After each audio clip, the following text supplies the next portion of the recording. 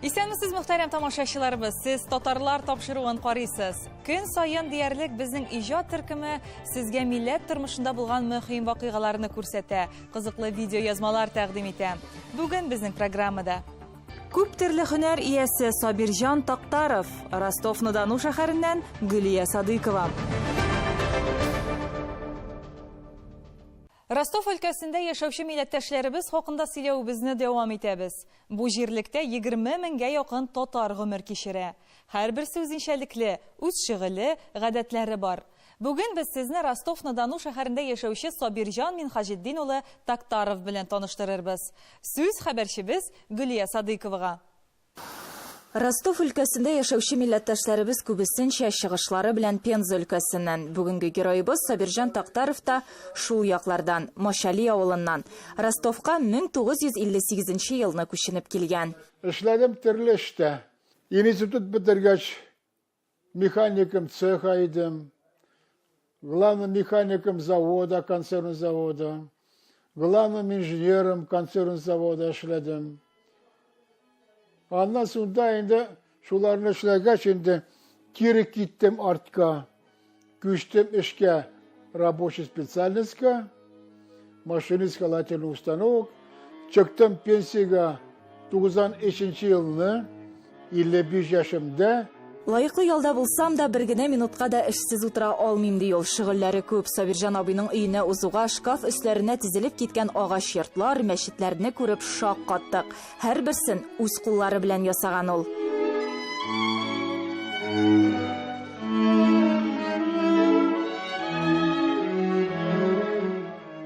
80 елны качан күчтем рабочий специальностька инде, кердем машинистом холодильный установок. Шунда бер малый шулар белән шөгыльләнә иде. Ну, эшләде урысларның черкваларын инде. Мин анардан күреп, беренче адымнарны шулардан ясадым инде тотындым. Так что минем специальность инде 80 елдан алынган булса, вот ничә була инде. 36 ел була инде. Аларны ясау бер давырлык тудырмый, материалларың булса бик тиз эшләнелә икән. Иң беренче үзеңә кирәкле зурлыкта каркас ясыйсың. Шуннан күңелеңә ошаган төстәге төрле юка агач телемнәре белән бизәү эшләре башлыйсың ди Сабирҗан абый. Бу шул аппак, аграк. Нәрсә агачы бу? Бу имән агачы. Вот бу груша агачы. Бу чия агачы. Бу вот бук агачы, урысчаталар инде, татарчаны белмидалар инде. Бу шуннан кисәсендә.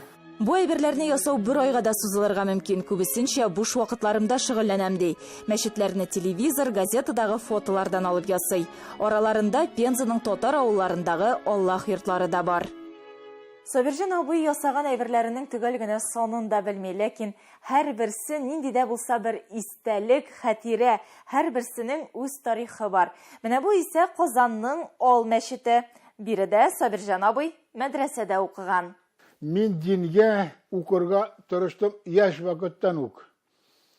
Намаз укыйдым миңа качан 8 яшымда, 6 яшымда мин намаз укыйдым инде әтием белән. Качан мин киттем от должности главного инженера отказался. Шунда тотындым инде үзем самостоятельно заниматься үйдә инде. Эренә башладым, укый башладым. Ибдәшем Казан кызы барды отпускага Казанга. Мен аларга киткәндә әйттем, син миңа тап, андан инде булса мәдрәсәгә булсаным. Ул миңа китерде адрес. 97 елны мин кирдем укырга шул мәдрәсәгә. Бүген ул Ростов өлкәсендәге Диния нәзарәте рәисенең ярдәмчесе, 78 яше белән барса да, һәр җиргә дә өлгерә. Тормышымнан канәгать, тик менә рәхәт булса да торган җир, сагындыра туган ил дип юкка гына әйтмәгәннәр бит бабайлар ди Сабирҗан Тактаров. Бик пышынам, китмәскә иде, торырга иде авылда. Юктыр инде. Кире каталмыйсың инде. Барып булмый инде. Монда ыланнарың, монда оныкларың, монда тормышың, дөньяң бар инде. Бөтенесен бәреп китәлмисеңнәр, юктыр инде. Ну, китәргә, ничәтәргә кенел тарта улга. Һәр кешенең үз язмышы сукмагы шул. Чит җирдә дә телең, динеңне саклап яши алу шулай ук зур хөрмәткә лаек. Гөлия Садыкова, Татарлар, Ростов-на-Дону. Бүгенге җиткерәсе темалар шулар иде. Мөхтәрәм тамашачыларыбыз, без сезнең сорау тәкъдимнәрегезне күздә тотып эшлибез. Хәбәрләшеп яшик. Бүгенгә сау булыгыз, исән-имин яшәгез.